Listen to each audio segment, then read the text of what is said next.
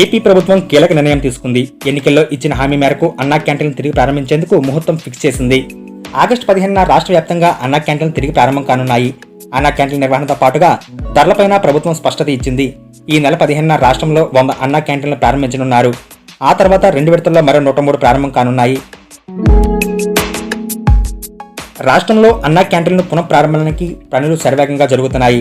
గతంలో టీడీపీ హయాంలో రూపుదిద్దుకున్న అన్నా క్యాంటీన్లు జగన్ సర్కార్ రాష్ట్రంలో కొలువుదీరాక నిలిపివేశారు.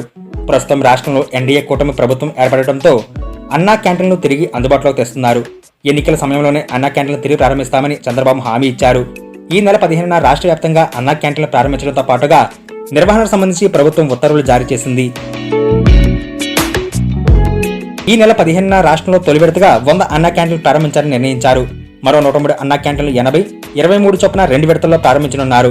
Hare Krishna charitable trust foundation ద్వారా ఈ క్యాంటీన్లను నిర్వహించనున్నారు. అన్నా క్యాంటీన్ల నిర్వహణకు పిలిచిన టెండర్లో ఈ హరే కృష్ణ చారిటబుల్ ఫౌండేషన్ కు అవకాశం దక్కింది.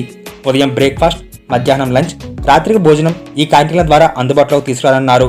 వీటికి సంబంధించి ధరలు కూడా ఇప్పటికీ ఖరారు చేశారు. అన్నా క్యాంటీన్లో అతి తక్కువ ధరలకు ఆహార పదార్థాలు అందించాలని నిర్ణయించారు. ఉదయం టిఫిన్ 5 రూపాయలు, మధ్యాహ్నం భోజనం 5 రూపాయలు, రాత్రికి భోజనం 5 రూపాయల చొప్పున అందించాలని సూత్రప్రాయంగా నిర్ణయించారు.